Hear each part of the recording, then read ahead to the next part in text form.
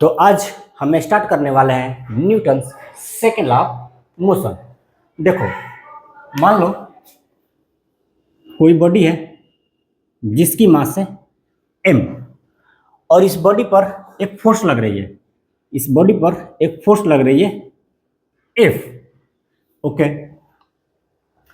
तो Newton second law of motion बोलता है ना कि यदि इस फोर्स में इस बॉडी के मास से डिवाइड कर देते हैं तो हमको इस बॉडी का एक्सेलरेशन मिल जाती है। Newton second law of motion क्या बोलता है कि यदि इस अप्लाइड फोर्स में, ये वो फोर्स है जो इस बॉडी पर लग रही है, तो यदि इस फोर्स में इस बॉडी के मास से डिवाइड कर देते हैं तो हमें इस बॉडी का एक्सेलरेशन मिल जाती है according to Newton second law of motion. तो according to Newton second law of motion, the acceleration produced in a body is equal to the force applied on the body divided by its mass। तो चलो इस definition को लिख देते हैं। according to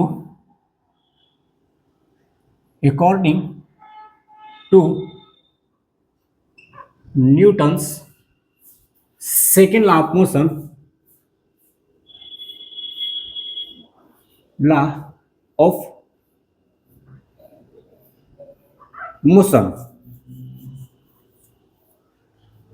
the acceleration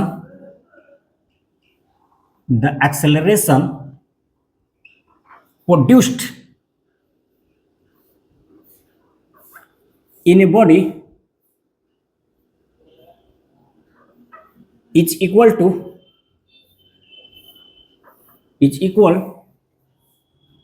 to the force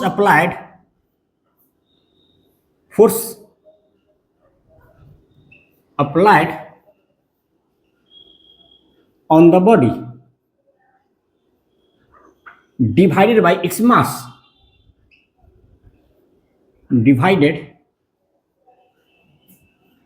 by its mass। यदि किसी body पर लगने वाले फोर्स में उस बॉडी के मास से डिवाइड कर देता है ना तो हमें उस बॉडी का एक्सेलरेशन मिल जाती है। तो according to Newton second law of motion, acceleration a बराबर क्या हो जाएगी, एफ अपॉन में m। यहां पर फोर्स की जगह पर लिख लो नेट फोर्स सही रहेगा, इक्वल टू नेट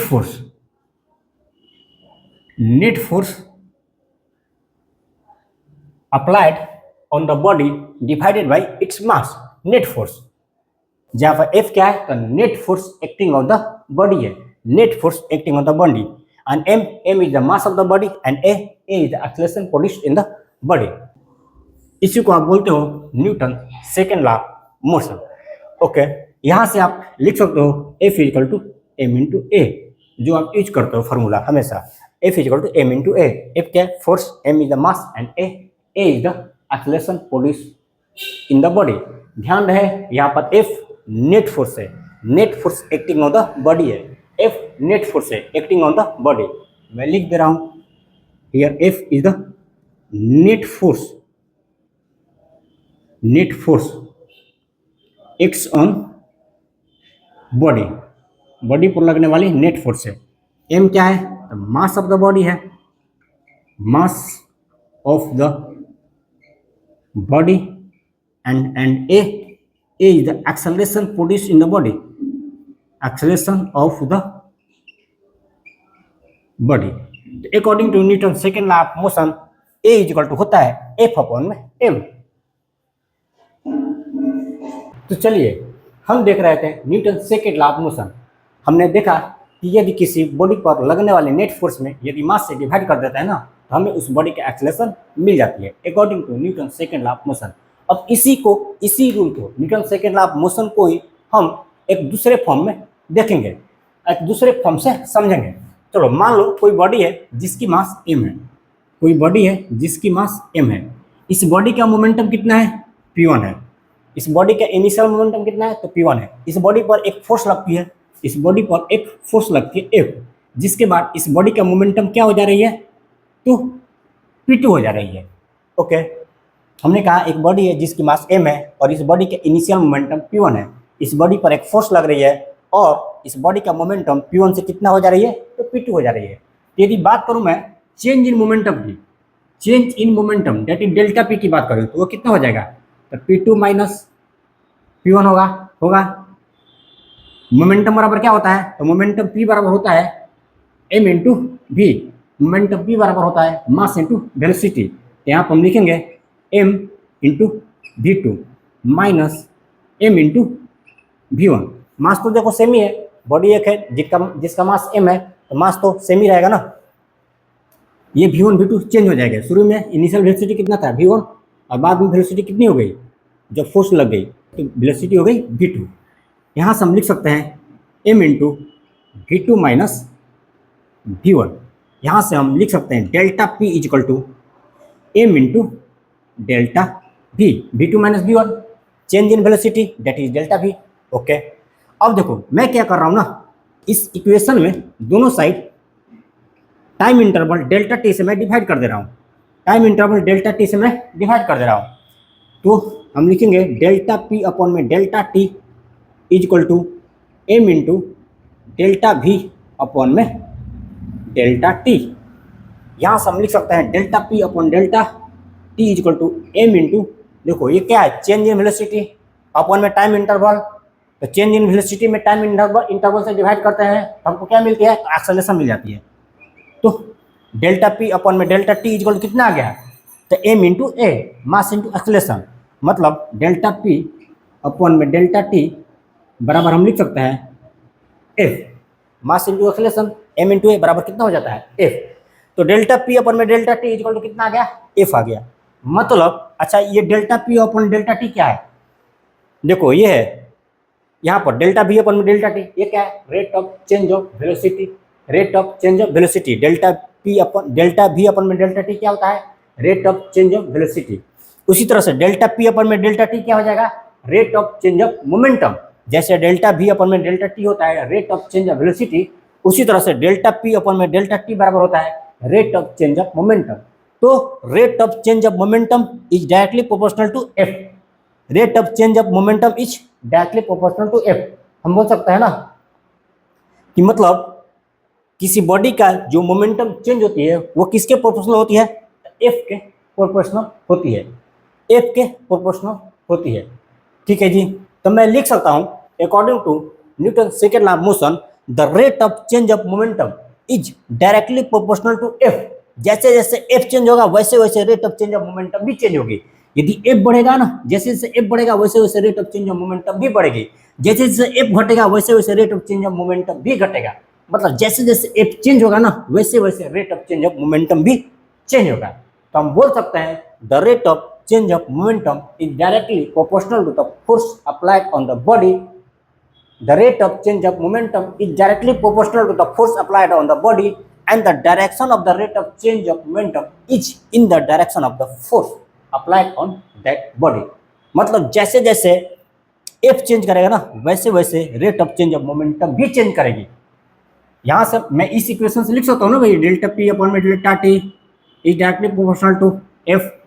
मैं लिख सकता हूँ ना, ये क्या है, F equal to m into a, और ये कहाँ से आया था, F equal to m into a कहाँ से आया था, Newton second law of motion से आया था ना। तूने अभी देखा ना, इसके पहले तो तूने देखा कि F equal to m into a कहाँ से आया था, तो Newton second law of motion से आया था। तो मैं बोल सकता हूँ उसके आधार पर कि the rate of change of momentum, rate of change of momentum is directly proportional to the force applied on the body.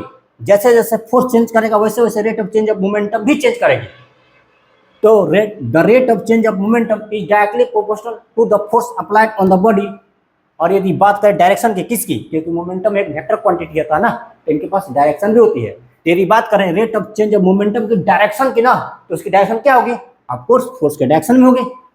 इसकी डायरेक्शन क्या होगी, rate of change of momentum की डायरेक्शन क्या होगी, इस फोर्स के डायरेक्शन में होगी। तो according to Newton second law of motion ये फोर्स कहाँ से आया था, F इक्वल टू m है, और ये फॉर्मूला हमने कहाँ से डेराइव किया था, Newton second law of motion से।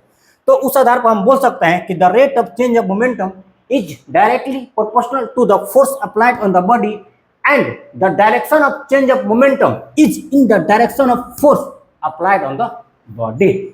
तो इस स्टेटमेंट को भी मैं लिख दे रहा हूं, इसको चाहो तो तुम नोट कर सकते हो। चलो वीडियो पॉज करके तुम नोट कर लो, मैं मिटा रहा हूं इसको। तो मैं क्या लिखूंगा, according to Newton second law of motion the rate of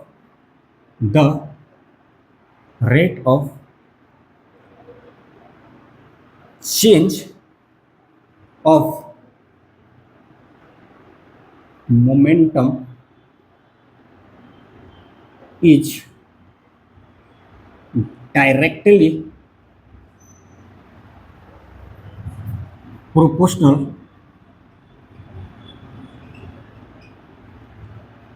to the force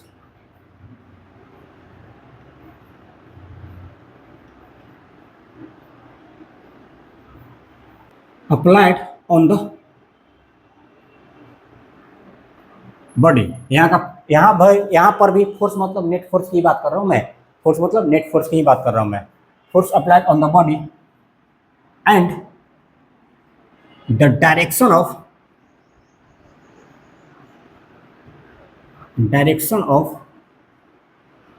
change of momentum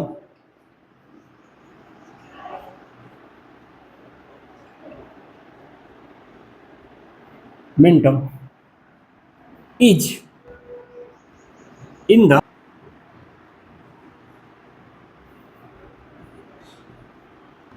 direction of force applied on that body। तो देखो दोनों Newton second law of motion का ही स्टेटमेंट है। यदि आपको इस मेथड से समझ में आई होगी तो आप ये वाला मेथड याद कर लीजिएगा, यदि आपको इससे पहले वाला मेथड समझ में आई होगी तो आप वो वाला मेथड याद कर लीजिएगा। दोनों ही Newton second law of motion को एक्सप्लेन करते हैं। तो चलो अब एक दो क्वेश्चन देख लेते हैं। तो इसमें फर्स्ट क्वेश्चन ये बोल रहा है कि एक फ्रिक्शनलेस टेबल है और इस टेबल पर एक ब्लॉक रखी हुई है जिसकी मास कैपिटल एम है। इस ब्लॉक को एक स्ट्रिंग के सहारे खींचा जा रहा है और इस ब्लॉक को किसी स्ट्रिंग के सहारे एफ फोर्स से खींचा जा रहा है और जो ये एफ है ना वो हॉरिजॉन्टल के साथ थीटा एंगल बना रही है। तो बोल रहा है कि बताइए ये स्ट्रिंग इस ब्लॉक पर कितना फोर्स लगाएगी और ये टेबल इस ब्लॉक पर कितना फोर्स लगाएगी। तो मैं चाहूंगा एक बार तुम क्वेश्चन को देखने से पहले, इसके सोल्यूशन को देखने से पहले, क्वेश्चन को बनाने से पहले अब पूरा क्वेश्चन स्वयं से पढ़ लीजिए। ओके, मैंने आपको क्वेश्चन को एक्सप्लेन कर दिया हूं। तो चलिए फाइन करते हैं। इसमें सबसे फर्स्ट हम निकालेंगे कि force applied by a string on the block. तो मैं लिखूंगा force by a string on block, force by a string on block. देखो सबसे पहले हम ये देख लेते हैं इस ब्लॉक पर कौन कौन सी फोर्स लग रही है। तो चलो फाइन करते हैं। सबसे पहले तो इस ब्लॉक पर नीचे की तरफ एक फोर्स लगेगी, कौन सा, force of gravity mg, yes.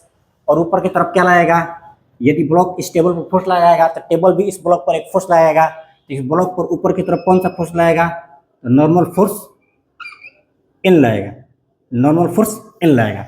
और ये कौन सा फोर्स होगा, एन। एन कौन सा फोर्स है, ये टेबल इस ब्लॉक पर जितना फोर्स लगा रहा है। देखो ब्लॉक इस टेबल पर एक फोर्स mg लगा रही है तो ये टेबल भी इस ब्लॉक पर एक फोर्स लगाएगा और ये टेबल इस ब्लॉक पर जितनी फोर्स लगाती है ना उस फोर्स को बोलते हैं नॉर्मल फोर्स। तो एन क्या है, एन क्या है यहाँ पर, तो normal force applied by the table on the block और यही एन हमको फाइंड करनी है। चलिए यहाँ पर एफ के दो कंपोनेंट होंगे, एक होगा एफ कॉस थीटा और एक होगा एफ साइन थीटा। ठीक है, एफ के दो कंपोनेंट हो गए, एक हो गया एफ कॉस थीटा और एक हो गया एफ साइन थीटा। सबसे फर्स्ट मैं देखूंगा कि स्ट्रिंग इस ब्लॉक पर कितना फोर्स लगाता है। तो देखो हॉरिजॉन्टल डायरेक्शन में एक ही फोर्स है F cos theta, horizontal direction में एक ही फोर्स है एफ कॉस थीटा। हम यहाँ पर लिखेंगे according to Newton second law of motion हम जानते हैं एफ इक्वल टू होता है M into A, force equal to mass into acceleration. तो यहाँ पर लिखेंगे F cos theta is equal to mass of the body into acceleration of the body M into A. F cos theta बराबर लिखेंगे M into ए। Okay, यहाँ से हम लिखेंगे F is equal to M into A upon में cos theta. तो string इस block पर कितनी फोर्स लगाएगी, तो m इंटू ए अपॉन में कॉस थीटा। देखो m का भी वैल्यू क्वेश्चन में दे रखा है, m कह रखा है कि m क्या है, बॉडी का मास है, a क्या है, एक्सेलरेशन ऑफ द बॉडी है, लिख रखा है क्वेश्चन में इस बॉडी का एक्सेलरेशन a है, और theta is the angle made by the force with the horizontal, ये भी दे रखा है क्वेश्चन में, theta is the angle made by the force with the horizontal, ये भी दे रखा है। तो हम आंसर को इसी फॉर्म में छोड़ दे रहे हैं, F equal to M A upon में कॉस थीटा। अब तुम देखोगे force by table on block, table force block पर कितनी फोर्स लगा रही है, तो हमने कहा ना कि टेबल इस ब्लॉक पर जितनी फोर्स लगाएगी उसको बोलते हैं नॉर्मल फोर्स, जिसको हमने n से डिनोट कर रखा है, और इसी n को हमको फाइंड करनी है। तो देखो n का डायरेक्शन किधर है, ऊपर की तरफ है, n का डायरेक्शन किधर है, ऊपर की तरफ है, और f sin थीटा का भी डायरेक्शन किधर है, ऊपर की तरफ है। मतलब इस ब्लॉक पर अपवर्ड डायरेक्शन में दो फोर्स लग रही है, एक लग रहा है n और दूसरा लग रहा है f sin थीटा, ठीक है। और डाउनवर्ड डायरेक्शन में एक फोर्स लग रही है, कौन सा, mg। डाउनवर्ड डायरेक्शन में कितनी फोर्स लग रही है, mg, और तो कोई फोर्स नहीं लग रही है। अपवर्ड डायरेक्शन में दो फोर्स लग रही है, एक लग रहा है n, दूसरा लग रहा है f sin थीटा, और डाउनवर्ड डायरेक्शन में एक फोर्स लग रही है mg। क्योंकि ये ब्लॉक इक्विलिब्रियम पोजीशन में, ब्लॉक ना तो ऊपर जा रहा है ना तो नीचे जा रहा है, तो मैं लिख सकता हूं यहां से n plus f sin theta is equal to m into g. ऊपर की तरफ दो फोर्स लग रहे हैं, एक लग रहा है n, दूसरा लग रहा है m f sin थीटा, तो मैंने दोनों को जोड़ दिया n plus f sin theta, क्योंकि दोनों का डायरेक्शन सेम है ना, तो यहाँ से लिखेंगे n plus f sin theta is equal to m into g. नीचे की तरफ केवल एक फोर्स लग रही है, क्योंकि ये ब्लॉक इक्विलिब्रियम में है, ना तो ऊपर जा रही है ना तो नीचे जा रही है, इसलिए मैं लिख सकता हूँ n plus f sin theta is equal to mg।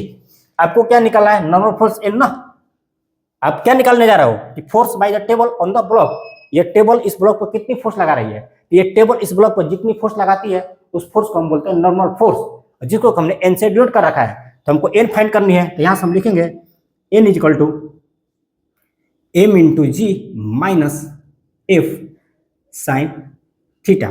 यहां से मैं लिख सकता हूं mg माइनस f, तूने अभी भी निकाला कितना, ma अपॉन में cos थीटा, यहां लिखोगे तुम ma अपॉन में cos थीटा, ठीक है, इंटू साइन थीटा। चलिए इधर सोल्व कर दिया जाए।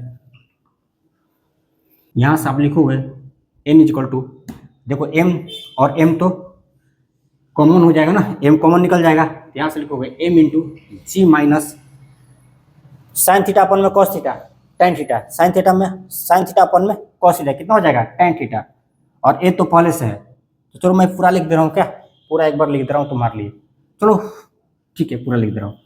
तो n equal to m g minus sine theta upon में cos थीटा tan थीटा, तो मैं लिख सकता हूँ M A tan theta. Okay, यहाँ से आप लिख दोगे n is equal to, m तो कॉमन आ जाएगा ना, लिखोगे g minus a tan theta, और यही आपका आंसर है। तो स्ट्रिंग ब्लॉक पर कितना फोर्स लगाएगा, तो वो लगाता है एम ए अपॉन में cos थीटा, और ये टेबल इस ब्लॉक पर कितना फोर्स लगाएगा, तो वो लगाएगा m इंटू जी माइनस ए tan थीटा। चलिए नेक्स्ट क्वेश्चन देखते हैं। इस क्वेश्चन में बोल रहा है a heavy particle of mass 0.50 kg is hanging from a string fixed with the roof, find the force exerted by the string on the particle. कह रहा है कि एक बॉडी है, एक पार्टिकल है जिसकी मास 0.5 kg है, और इस पार्टिकल को रूफ के सहारे, इस पार्टिकल को स्ट्रिंग के सहारे रूफ से लटकाया गया है। तो बोल रहा है बताइए इस स्ट्रिंग के द्वारा इस ब्लॉक पर कितनी फोर्स लगाई जा रही है, बताइए स्ट्रिंग के द्वारा ब्लॉक पर कितनी फोर्स लगाई जा रही है। इस क्वेश्चन में एक लैंग्वेज बोल रहा है a heavy particle of mass 0.5 kg। इस लैंग्वेज का क्या मतलब हुआ, a heavy particle of mass 0.5 kg, इसका मतलब ये इस हेवी शब्द का एक अर्थ दिया गया है, यहाँ पर हेवी ऐसे नहीं दे दिया गया है, इस हेवी यहाँ पर डिस्कस कर दिया ना कि हेवी पार्टिकल, इसका मतलब ये कि जो ब्लॉक है ना उसकी मास स्ट्रिंग के मास से बहुत ज्यादा है। इसका मतलब ये कि जो स्ट्रिंग का मास है ना उस ब्लॉक के मास के सामने नेग्लिजिबल है। इस हेवी पार्टिकल का मतलब ये हुआ, यहाँ पर लिखा है ना हेवी पार्टिकल, ऐसे भी एक क्वेश्चन है, ऐसे ही नहीं कोई वर्ड लिखा हुआ है, कोई वर्ड लिखा हुआ है तो उसका मीनिंग है हेवी पार्टिकल लिख दिया ना, इसका मतलब कि स्ट्रिंग का मास उस ब्लॉक के मास के सामने बिल्कुल नेग्लिजिबल है, तो आप स्ट्रिंग का मास नेग्लिजिबल मानकर चलेंगे। ओके, चलिए इसमें क्या कर रहा है कि कोई रूफ है और उस रूफ से किसी ब्लॉक को लटकाया गया with the help of a string, और इस ब्लॉक की मास कितना है तो 0.5 kg है, कितना है 0.5 kg है, ठीक है।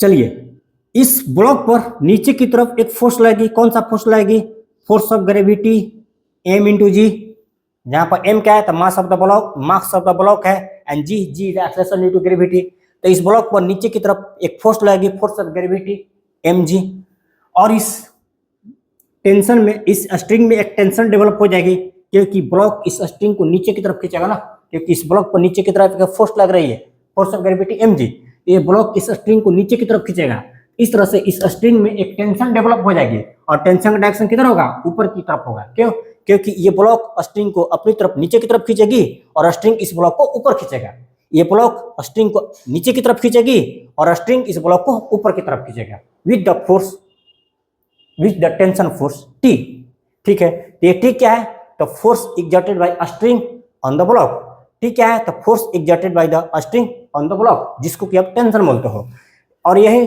टेंशन T आपको फाइंड करनी है। यहां पर लिखेंगे force exerted by a string on the particle,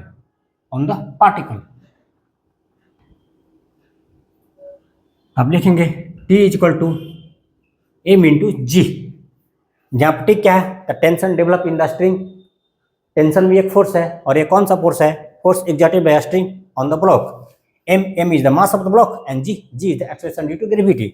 m का वैल्यू फाइंड कीजिए जो कितना दिया हुआ है क्वेश्चन में 0.5 kg, और g के वैल्यू कितना दिया हुआ है 9.8, क्वेश्चन में दे रखा है 9.8 मीटर पर सेकेंड स्क्वायर, यहाँ पुट कीजिए 9.8 और इसको आप सॉल्व करेंगे ना तो आपको मिल जाएगी 4.9 न्यूटन। यूनिट क्या होगा, न्यूटन होगा, क्योंकि टेंशन भी एक फोर्स है ना, तो इसका यूनिट क्या होगा, न्यूटन होगा। तो ये स्ट्रिंग इस ब्लॉक पर कितनी फोर्स लगा रही है, तो 4.9 न्यूटन का फोर्स लगा रही है। देखो मैंने आपको एक दो क्वेश्चन प्रैक्टिस करा दिया है, और दोनों क्वेश्चन एससीबी का है, और दोनों क्वेश्चन बिल्कुल इजी ही थे, कोई हार्ड नहीं था, लेकिन मैं आपको क्वेश्चन कराना सिखा रहा हूँ कि किस तरह से क्वेश्चन को अप्रोच करते हैं, किस तरह से हम इक्वेशन को बनाते हैं, किस तरह से हम फोर्स को लगाते हैं, ये सब मैं सिखा रहा हूँ, इसलिए एक दो क्वेश्चन को मैं करा दिया हूँ, ठीक है। तो आपको मैं और भी क्वेश्चन को प्रैक्टिस कराऊंगा, लेकिन देखो क्वेश्चन ऐसे सॉल्व नहीं होगी जब तक आपकी कॉन्सेप्ट पर ग्रिप नहीं आएगी ना, जब तक आपकी कॉन्सेप्ट पर पकड़ नहीं आएगी ना, तब तक आप क्वेश्चन को सॉल्व नहीं कर सकते हैं, आप क्वेश्चन को सॉल्व नहीं कर सकते हैं, आप क्वेश्चन को अप्रोच नहीं कर सकते हैं। तो क्या करें सर, कंसेप्ट पर ग्रिप लाने के लिए, कंसेप्ट पर कमांड करने के लिए खूब दिन भर कंसेप्ट पढ़ते रहे तो भी कंसेप्ट पर कमांड नहीं आएगी। यदि आप दिन भर कंसेप्ट उठा के पढ़ते रहो कोई फर्क नहीं पड़ेगा, आपको लगेगा कि पूरा कंसेप्ट याद होगी, लाइन बाय लाइन याद होगी, तो भी कंसेप्ट पर कमांड नहीं आएगी। तुम रट के देख लो, आपको कंसेप्ट को पढ़ना है, एक दो बार पढ़ना है, 5 बार पढ़ना है, पूरी समझ के पढ़ना है, लेकिन उस पर कमांड तभी आएगी, उस पर ग्रिप तभी आएगी जब आप क्वेश्चन को प्रैक्टिस करेंगे। खाली क्वेश्चन को, खाली कंसेप्ट को पढ़ते चले जाएंगे ना, तो आपको कंसेप्ट पर ग्रिप कभी नहीं आएगी। और खाली क्वेश्चन को बनाते चले जाए ना, कंसेप्ट नहीं पढ़े तो आपका क्वेश्चन सॉल्व नहीं होगा। आंसर लाना अलग बात है, क्वेश्चन को समझ करके करना अलग बात है। जैसे इस क्वेश्चन में दे रखा ना अ हेवी पार्टिकल, भाई एससीबी का क्वेश्चन ऐसी कोई वर्ड नहीं घुसा दिया, इसका कुछ अर्थ है, ठीक है जी। तो क्वेश्चन का आंसर लाना अलग बात है, क्वेश्चन को समझ करके करना अलग बात है विद द कंसेप्ट। तो जो बच्चा विद द कंसेप्ट क्वेश्चन को सोल्व करता है ना, विद द कंसेप्ट क्वेश्चन को सोल्व करता है, वही एग्जाम में अच्छे कर पाता है। क्वेश्चन का आंसर ला देना अलग बात होती है, क्वेश्चन को स्वयं से सोल्व कराना अलग बात होती है। तो क्या करें, किसी टीचर का सोल्यूशन नहीं देखे क्या, पहले तो आप स्वयं से बनाइए, और नहीं बने खूब खूब खूब खूब प्रयास कीजिए, नहीं बने तो किसी का भी सोल्यूशन देखिए, कोई प्रॉब्लम नहीं है। लेकिन जब उस सोल्यूशन को देखिए नहीं, देखकर रटिए नहीं, समझिए ये क्या बोल रहा है, देख करके तुम समझो कैसे बन रहा है, कैसे बन रहा है। उसके बाद स्वयं से प्रैक्टिस करो, स्वयं से तुमको बनाना पड़ेगा, उससे समझ लो, उससे समझ लो। जब तुम खूब प्रैक्टिस करके, तुमने खूब प्रैक्टिस किया, कोई चीज नहीं बना तो तुम सोल्यूशन देखो, कोई प्रॉब्लम नहीं देखने में, लेकिन सोल्यूशन देख करके समझो, उसको कॉपी मत कर लो। उसके बाद स्वयं से बनाओ, एक बार बनाओ, दो बार बनाओ, तीन बार बनाओ, चार बार बनाओ, पांच बार बनाओ, वो बन जाएगी। एक बार समझो, दो बार समझो, पांच बार समझो, वो समझ में आ जाएगी।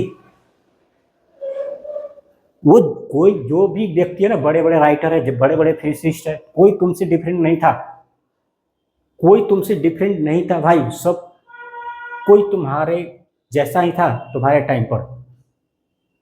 यदि किसी के बारे में सुन रखे हो ना तो वो व्यक्ति बहुत इंटेलिजेंट थे, तो ये बस इसलिए थे क्योंकि वो बहुत ही लेबोरियस थे, बहुत ध्यान से पढ़ाई कर रहे थे। ऐसा नहीं कि गॉड ने उनको स्पेशल बना करके भेजा है, ऐसा कुछ नहीं था, ऐसा कुछ नहीं था। किसी व्यक्ति का कंसंट्रेशन बहुत हाई हो जाती है ना, किसी व्यक्ति का किसी चीज के प्रति एकाग्रता बहुत बढ़ जाती है ना, तो तुमको लगता है कि वो गॉड गिफ्टेड है। जैसे कि रामानुजन, उनकी मैथ के प्रति उनकी कंसंट्रेशन बहुत, उनकी एकाग्रता बहुत हाई थी, उनको उसके सिवा कुछ दिखता ही नहीं था। जैसे अर्जुन को चिड़िया की आंख के सिवा कुछ दिखता ही नहीं था, उसी तरह से रामानुजन को मैथ के सिवा कुछ दिखता ही नहीं था। रामानुजन मैथ के अर्जुन थे। रामानुजन हमारे वशिष्ठ नारायण जी के आपने नाम सुना होगा, बिहार के भोजपुर जिला के आरा से थे। वशिष्ठ नारायण जी वो भी मैथमेटिशियन थे, उनको भी मैथ के सिवा कुछ दिखती नहीं थी, तो वो मैथ के अर्जुन थे। तो उनकी एकाग्रता मैथ के प्रति इतनी हाई बढ़ गई थी ना, उनकी मेहनत, उनकी परिश्रम मैथ के प्रति इतनी बढ़ गई थी, तो तुमको लगता था कि वो गॉड गिफ्टेड है, but this is not true. कोई गॉड गिफ्टेड नहीं था। वो व्यक्ति जानते थे कि मैं कितना परिश्रम किया हूँ। रामानुजन वो जानते थे कि मैं कितनी परिश्रम किया हूँ। सर एल्बर्ट आइंस्टीन वो जानते थे कि हम कितना परिश्रम किए हैं तब यहाँ तक पहुँचे हैं। और हमको और आपको लगता है कि वो गॉड गिफ्टेड है। सब कोई तुम्हारी तरह था, सब कोई तुम्हारी तरह था। तुम एकाग्रता बढ़ाओगे ना अपनी, तो तुम भी गॉड गिफ्टेड लोगे दूसरे बच्चों के नज़र में। बढ़ाओ तो सही, करो तो सही, साहस करो तो सही, साहस ही नहीं करते हो यार। साहस करो तो सही, अपने अंदर हिम्मत लाओ तो सही, एकाग्रता बढ़ाओ तो सही। सर बैठते तो एकाग्रता नहीं बढ़ती है। एक दिन के अभ्यास से अर्जुन नहीं बने थे। आपको लगातार बैठनी पड़ेगी, नहीं मन कर रहा फिर भी बैठनी पड़ेगी, लगातार अभ्यास करनी पड़ेगी, लगातार एकाग्रता बढ़ानी पड़ेगी। आपको करने पड़ेंगे 2 महीना, 4 महीना, 10 महीना, साल भर करने पड़ेंगे, तो तब जा करके आपके अंदर ना कुछ डिफरेंट नजर आएगी। आपको लगेगा कि मेरे अंदर कुछ चेंजेज हो रही है, मेरी एकाग्रता बढ़ रही है, मेरी इंटरेस्ट बढ़ रही है। जब एकाग्रता बढ़ेगी ना तुम्हारी इंटरेस्ट बढ़ेगी। लेकिन उसके लिए हो सकता है कोई चीज जो तुम कर रहे हो उसमें तुम्हारी रुचि नहीं हो, लेकिन फिर भी उस फील्ड में जा चुके हो ना।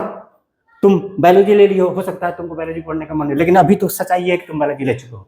मैथमेटिक्स ले लियो, हो सकता है तुमको मैथमेटिक्स में उतना इंटरेस्ट नहीं हो, लेकिन अभी फिलहाल 11-12 की सच्चाई ये है कि तुम मैथ ले चुके हो, अब उसको चेंज नहीं कर सकते, तो उसमें आपको इंटरेस्ट बढ़ानी पड़ेगी। है तो नेचुरली ठीक है, नहीं तो मैं खुद ला दूंगा, मैं ला दूंगा, लगातार उस पर सोचते रहूंगा, लगातार उस पर एकाग्रता अपनी बढ़ाते रहूंगा, लगातार मैथ की अभ्यास करते रहूंगा और मेरी एकाग्रता बढ़ जाएगी, मेरी उसमें इंटरेस्ट भी बढ़ जाएगी। क्यों मैं करूंगा ऐसा? नहीं मन लग रहा है फिर भी, क्योंकि तुम उस फील्ड में जा चुके हो। तुम 11th में मैथ चूज कर चुके हो, तुम 12 में मैथ चूज कर चुके हो, तुम 11th में बायोलॉजी चूज कर चुके हो, तुम 11th में 12th में बायोलॉजी चूज कर चुके हो। तो चूज कर चुके हो तो पढ़ना पड़ेगा ना। अब तो चेंज नहीं कर सकते हैं, शुरू में ही चेंज करना था जो कर लेते, लेकिन अब ले चुके हैं मैथ, ले चुके हैं बायोलॉजी, तो चेंज कैसे करेंगे? नहीं करेंगे ना। तो आपको बढ़ानी पड़ेगी उसमें इंटरेस्ट, जब तक उस फील्ड में है उसमें इंटरेस्ट आपको बढ़ानी पड़ेगी। ठीक है जी। तो कोई गॉड गिफ्टेड नहीं होता है, कोई इंटेलिजेंट नहीं होता है, उसकी अभ्यास उसको गॉड गिफ्टेड की तरह कर देता है, उनकी अभ्यास उनको इंटेलिजेंट बना देता है। एल्बर्ट आइंस्टीन भी बिना अभ्यास के नहीं बने, वो तुमसे मेरे से बहुत अधिक परिश्रम किए होंगे, वो तुमसे मेरे से बहुत ज़्यादा एकाग्रता लाए होंगे, तब जा करके तुमसे और मेरे से उनका नाम उठाइए। कोई गॉड गिफ्टेड नहीं होता है। यदि वो प्रयास कर सकते हैं तो तुम भी प्रयास कर सकते हो। यदि वो अपनी एकाग्रता बढ़ा सकते हैं तो तुम भी बढ़ा सकते हो। यदि उनके लिए एक दिन में 24 घंटा होते हैं तो तुम्हारे लिए भी एक दिन में 24 घंटा ही होते हैं। उनके लिए दिन बनाया गया है काम करने के लिए, तुम्हारे लिए भी दिन बनाया गया है काम करने के लिए। ये दिन उनके लिए बनाया गया है तो वो दिन आपके लिए भी बनाया गया है। ये रात उनके लिए बनाई गई है तो ये रात आपके लिए भी बनाई गई है। हर इस प्रकृति का हर चीज सबके लिए बनाया गया है। तुम कभी सूर्य की रोशनी के लिए पैसा देते हो क्या? कभी ऑक्सीजन के लिए पैसा देते हो क्या? नहीं ना। सांस लेने के लिए पैसा देते हो? सूर्य की रोशनी के लिए पैसा देते हो? नहीं, क्योंकि ये सूर्य की रोशनी सबके लिए समान बनाई गई है। और दिन का माना जाता है कि हमारे बुजुर्ग बोलते हैं ना कि दिन है काम करने के लिए, रात है आराम करने के लिए। दिन है काम करने के लिए क्योंकि दिन में सूर्य की रोशनी आती है और सूर्य सबके लिए है। तो सूर्य भगवान है, विश्वास तो करते हो ना।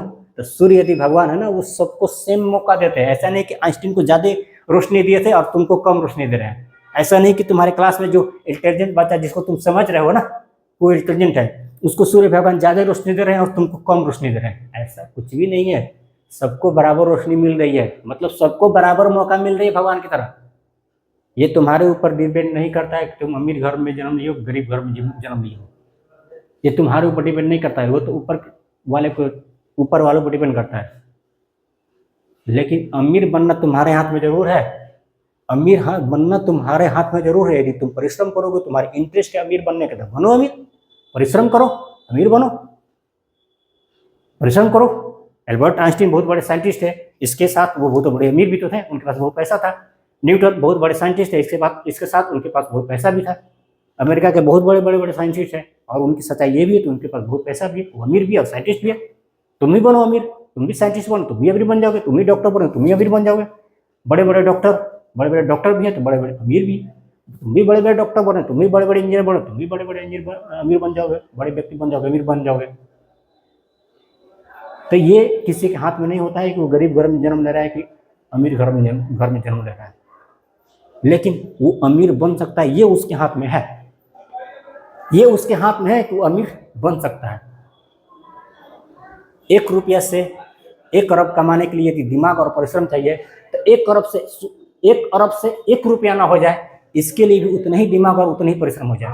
वरना बहुत लोग 1 अरब से 1 रुपया पर भी आ जाते हैं। सुनोगे ना, बहुत सारे करोड़पति है, बहुत ज़्यादा अमीर व्यक्ति, और बाद में ऐसी बुरी लत लगी उनको ना कि वो वापस गरीब हो गए। तो मैं हमेशा बोलता हूँ, यदि 1 रुपये से 1 करोड़ कमाने में और दिमाग और परिश्रम की जरूरत है तो 1 करोड़ से 1 रुपया ना आ जाए, इसके लिए भी उतने ही दिमाग और परिश्रम की जरूरत है। तो आप तो बच नहीं सकते हो, परिश्रम करना पड़ेगा। मायने ये नहीं रखता है कि आप इंटेलिजेंट हो या फिर इंटेलिजेंट नहीं हो। मायने ये रखता है कि तुम चाहते क्या हो। इंटेलिजेंट बनना चाहते हो तो यस, तुम बन सकते हो। तुमको लग रहा है कोई बच्चा जन्म से इंटेलिजेंट है, वैसा कुछ है नहीं। उसकी बहुत दूसरी कहानी है, मैं किसी दिन बता दूंगा कोई इंटेलिजेंट क्यों है। लेकिन उसकी मेन कहानी यही है कि उसकी एकाग्रता ज़्यादा है, उसकी परिश्रम ज़्यादा है। तुम भी उतनी एकाग्रता लाओ, तुम भी उतने परिश्रम करो, तुम भी तेज बनोगे, तुम्हारे भी सपने सच होंगे। ठीक है जी, तो लगातार परिश्रम करते रहिए, फुल कॉन्सेंट्रेशन बना कर रखिए, इधर उधर की बातों पर ध्यान न दीजिए, अपनी पढ़ाई करते रहिए, क्वेश्चन को प्रैक्टिस करते रहिए। मिलेंगे हम नेक्स्ट लेक्चर में। Will wish you all the best.